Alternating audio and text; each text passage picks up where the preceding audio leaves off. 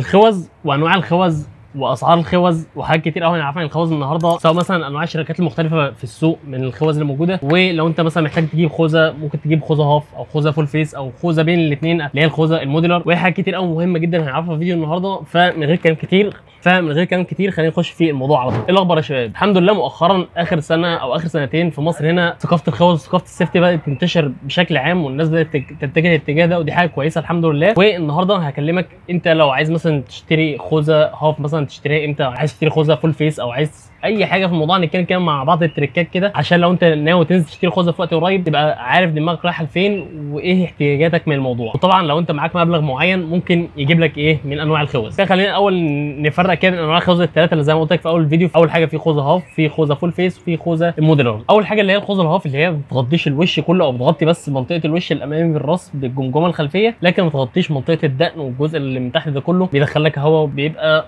مش سيفتي احسن حاجه، وزي ما احنا شايفين كده ما بتبقاش مقفله الدماغ كلها من كل الاتجاهات. بقى عندي الخوذه الفول فيس اللي هي بتبقى انت بتحط فيها دماغك وخلاص على كده مقفله من كل الاماكن، بيبقى العزل بتاعها احسن، بتكون سيفتي اكتر بكتير من الخوذه الهاف. بعد كده عندنا النوع الثالث من الخوذ اللي هو الموديلر، اللي هي الخوذه بتكون عامله كده وممكن انت تفتحها بتدوس على الزرار كده من جوه تفتحها تخليها زي الخوذه الهاف. طيب دي معموله كده ليه؟ علشان لو انت عايز تجيب خوذه فول فيس من الاخر، لو انت تمشي على سرعه شويه تكون سيفتي بالنسبه لك، وفي نفس الوقت لو انت دخلت في زحمه عايز تهويه شويه، عايز تقف تشتري حاجه تعمل اي حاجه، مش لازم تقلع الخوذه كلها، لا انت بتفضل زي ما انت لابسها وبترفع الجزء ده كده من قدام. الموضوع بيبقى سهل خالص بقى، تقدر تتعامل من هنا الهواء يخش لك، تاخد نفسك لو في زحمه او عايز تعمل اي حاجه زي ما قلت لك، بيبقى موضوع عملي شويه. لكن العيب الوحيد هنا ان هي مش سيفتي احسن حاجه. لو انت لا قدر الله وقعت على دقنك ولا حاجه، الجزء ده بيكون سهل ان هو يتفك، ان هو بيكون مفصول عن بقيه الخوذه وبيكون واقف على المسامير اللي في الجنب دي، فسهل ان هو لو انت وقعت على دقنك ان هو يتكسر وتتعرض انت للخطر. تمام كده احنا عرفنا انواع الخوذ من حيث الاشكال بتاعتها. خلينا بقى نمسك خوذه كده ونفصصها مع بعض واحده واحده. اول حاجه ممكن نتكلم عليها وهي ارخص حاجه موجوده وهي الخوذه الام ار سي الهاف. الخوذه اللي موجوده معانا النهارده من شركه ام ار سي وشركه ال اس 2، ودول عموما اللي مستحوذين على السوق دلوقتي، ما فيش حاجات كتير قوي غيرهم، يعتبر دول اكتر حاجه ممكن الواحد ينصح بيهم، لان الاكسسوارات بتاعتهم موجوده. لو السكينه بتاعتك اتخدشت منك ولا حاجه او حصل اي حاجه في الخوذه تقدر انت تجيب لها حاجه بديله ليها. يعني مثلا عندك ال اس 2 هنا نازل معاها السكينه بتاعتها، لو السكينه بتاعتك حصل لها اي حاجه تقدر تبدلها. كمان بقى الشركه منزله السكرينات اللي هي ممكن تكون سكرينه للشمس اللي هي زي اللي في ايدي كده بالظبط زي نظاره الشمس، وسكرينه ثانيه للاضاءه الليليه اللي هي بتكون فيها عواكس كده لونها ازرق اللي هي زي دي كده. يعني الخوذه دي مش نازله بالسكرينه دي، السكرينه دي متركبه عليها، فده اوبشن كويس في الخوذه. الموضوع ده مش موجود غير في الخوذ ال اس 2 بس. الام ار سي موجود منها السكرينات اللي هي بتبقى شفافه بس عادي. المهم نرجع لموضوعنا تاني. الخوذه دي سعرها 1200 جنيه، دي تعتبر ارخص خوذه انت ممكن تشتريها، وفي نفس الوقت خاماتها جيده وحاجه تعتمد عليها كسيفت وكده. بالمناسبه برضو الام ار سي والال اس 2 بيبقى واخدين شهاده امان بتبقى موجوده في ظهر الخوذه هنا، ده بيبقى زي دليل كده ان الخوذه دي واخده درجه كويسه من درجات السيفتي. طيب مين ممكن يشتري الخوذه دي؟ واحد حركاته كتير قوي في منطقه صغيره شويه، ممكن يكون واحد مثلا شغال دليفري، واحد بيركب السكوتر بتاعه والموتوسيكل بتاعه كتير وينزل كتير، فمش هينفع معاه خوذه فول فيس ان هي رخمه شويه في اللبس والقلع بتاعها. فالخوذه الهاف هنا هتكون مناسبه شويه. هي مش اكتر حاجه سيفتي، بس انت في نفس الوقت ما بتتحركش على سرعات عاليه وعمال تطلع وتنزل على البايك بتاعك كتير، فدي هتكون مناسبه معاك. نفس الخوذه ديت الهاف موجود منها ال اس 2. طبعا ال اس 2 نازل بحاجات اشيك شويه وسكنات تنزل مع الخوذه بيكون شكلها جميل، وطبعا مش ده الفرق الوحيد، الفرق طبعا في الخامات الداخليه والفرش بتاع الخوذه نفسه بيكون انضف شويه واريح لبشره الوش، فدي حاجات بتفرق بشكل كبير. يعني بقيه التفاصيل حتى الحزام نفسه مختلف عن بتاع الام ار سي، الحزام هنا مختلف تحس ان هو يعني مسكته احسن شويه، وطبعا حزام الام ار سي تحس ان هو حاجه كده ضعيفه شويه.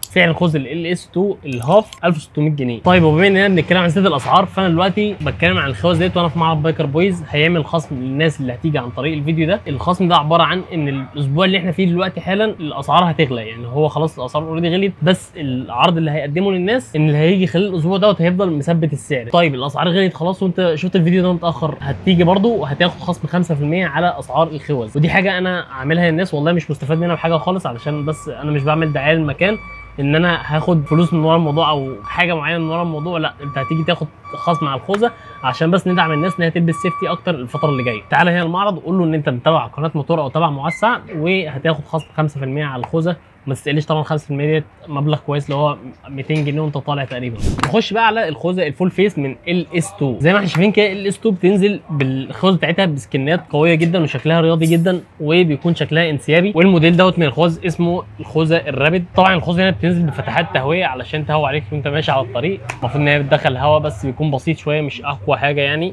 والصراحه انا شايف في عيب بسيط في الخوذه دي، ان العزل بتاعها مش اقوى حاجه من ناحيه ان هو السكرين هي ما بتقفلش بكليبس، بيكون يعني بيقفل كده بس ما فيش كليبس بتتك عليها ان هي تقفل الهواء خالص ان هو يخش من السكرين بتاعها. اما بالنسبه للفرش بتاع الخوذه فهو يعتبر جيد، مش احسن حاجه للبشره بس هو يعني يعتبر حاجه كويسه برده، مش هتضايقك جامد بالنسبه ان في حاجات احسن منها بشويه. طبعا الجزء دوت بيعزل ان الهواء يخش لك من منطقه الدق. يعني بشكل عام ممكن ندي الخوذه ديت في حته العزل من 70 ل 80%، والموضوع دوت في الفئه السعريه مش حاجه وحشه. انت كواحد تمشي من سرعه ال 60 ل 100 لغايه 120 140 كمان، العزل هنا هيكون كويس جدا معاك. من فوق سرعه 140 150 ممكن بقى تحس ان في شويه هواء داخلين لك، يعني في كيش ان انا بتكلم عن موضوع العزل ده، فالعزل هنا وحش او في هواء كتير بيخش، لا الموضوع في الدقن هنا بيعزل الهواء شويه، ومن هنا هتلاقي هواء بسيط خالص داخل لك. يعني الموضوع دوت في التفاصيل البسيطه اللي هو الواحد بيدقق فيها، لكن كاستخدام شخصي وكده ما اظنش انت تحس بحاجه زي كده قوي. طيب مين ممكن يشتري الخوذه فول فيس؟ واحد مشاويره متوسطه او فول متوسطه، بتمشي على سرعه ما تزيدش عن 140 150، يعني استخدامك متوسط، مش بتمشي على سرعات عاليه، مش بتسافر كتير قوي او بتسافر بس سرعتك مش عاليه. اهم حاجه ان انت ما تكونش بتمشي على سرعه عاليه، ان هي العزل فيها مش اقوى حاجه. لو انت عايز حاجه اقوى في حاجه هنتكلم عليها دلوقتي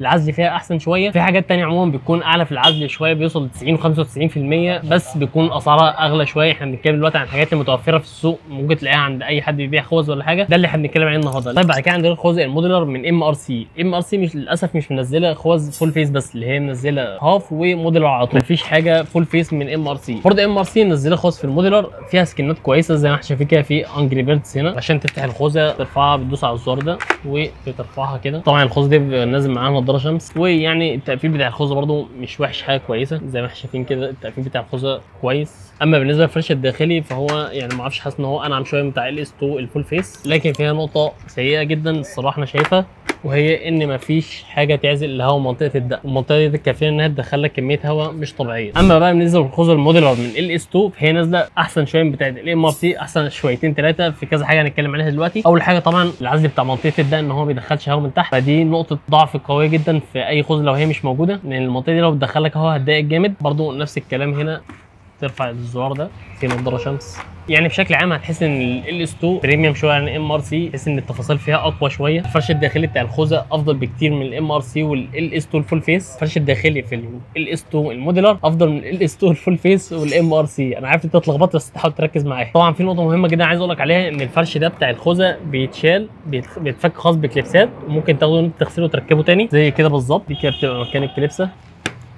الموضوع ما بيكونش اسهل حاجه، بس لو انت عايز تنظف الخوذه بتاعتك او تغسلها بتفك الفرش كله، تاخده تغسله عادي جدا وترجع تركبه تاني. طبعا LS2 موضوع الزرار هنا اسلس بشويه من MRC في الحركه بتاعته، القفل والفتح اسهل شويه. يعني من الاخر لو انت عايز تجيب خوذه موديلر كويسه شويه هتجيب MRC سيفتي خوذه كويسه بس فيها شويه عيوب. معاك بادجت LS2 على طول اشتريها، هتكون افضل بشويه في الخامات بتاعتها، في الاستعمال بتاعها عموما، في العمر الافتراضي بتاعها هيكون اطول شويه. مين ممكن يشتري الخوذه الموديلر؟ واحد برضه تحركات متوسطه زي الفول فيس بالظبط، بس واحد يعني عايز الاوبشن ده، يعني هو مستغني عن نقطه السيفتي وعايز الاوبشن ان هو يرفع الخوذه في اي وقت يعمل اللي هو عايزه، او يهوي نفسه شويه، لان الخوذه الفول فيس تبقى كاتمه شويه في الزحمه او في الصيف بالذات، لا النقطه دي هنا بيكون الطف شويه. وطبعا موضوع العزل هنا بيقل شويه عن الخوذه الفول فيس بسبب الفتحات اللي في الجنب دي، وموضوع الدقن برضه ما بيكونش افضل حاجه في الخوذه الموديلر. اما بقى بالنسبه لاخر حاجه واللي انا الصراحه اعجبت بيها شخصيا ويعني من زمان مش موجوده، يعني الخوذه تحس ان هي انسيابيه اكتر من بقيه الخوذ، والتقفيل بتاعها افضل بكتير، ويعني تحس ان هي اشيك شويه. طبعا الفرش الداخلي بتاعها اعلى من بقيه اللي احنا اتكلمنا عليه النهارده. الفرش نفسه ناعم وتحس ان هو هيكون كويس جدا على بشره الوش، مش هيضايقك او هيعمل لك ممكن حساسيه ولا حاجه. والميزه اللي نازله هنا في الخوذه ان هي نازله بنضاره شمس داخليه. طبعا الميزه دي مش موجوده في الخوذه الفول فيس من اللي هي الرابد. الخوذه دي نازله من غير نضاره شمس، ودي حاجه للاسف مش كويسه. يعني كان نفسي الرابد دي برضه تنزل بنضاره شمس، بس دي مش موجوده للاسف. فالميزه هنا في الخوذه دي انها نازله بنضاره شمس. واخيرا في التكه بتاعت اللي هي قفل السكرينه دي مش موجوده برده في الرابد، فدي برده هتساعدك على العزل اكتر، والحمايه بتاعت منطقه الدقن هنا بتعزم الهواء اكتر، والخامه بتاعتها انضف شويه. بشكل عام يعتبر دي افضل خيار ممكن تختار لو انت معاك بادجت من 3000 ل 4000 جنيه، دي افضل خيار ممكن تشتريه من الخوذ في الوقت الحالي. بس كده يا سيدي، ده كان كل حاجه في فيديو الخوذ. انا يا رب بس اكون جمعت كل حاجه قدرت اتكلم عنها في فيديو واحد، علشان لو انت حابب تستفاد مني في اي حاجه. انا معسل عبد القادر مطور، اشوفكم فيديو جديد، سلام.